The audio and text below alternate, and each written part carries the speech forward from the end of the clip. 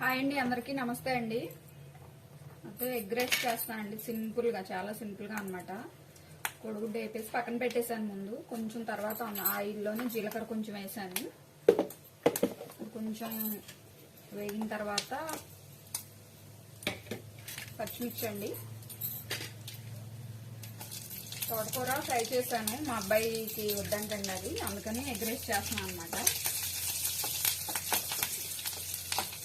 తర్వాత కొద్దిగా క్యారెట్ అండి,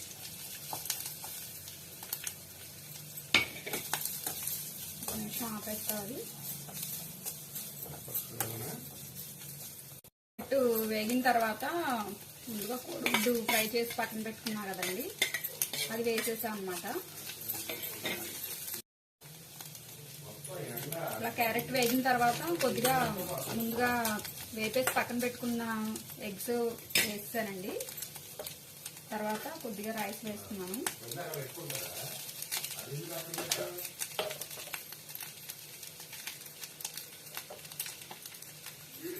తర్వాత వచ్చేసి కొద్దిగా సాల్ట్ అండి. మసాలా అయితే ఏం వేయట్లేదండి.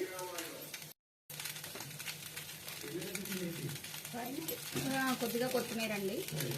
క్యారెట్ మామూలుగా అయితే తినం కదా, ఇలా అయితే కొంచెం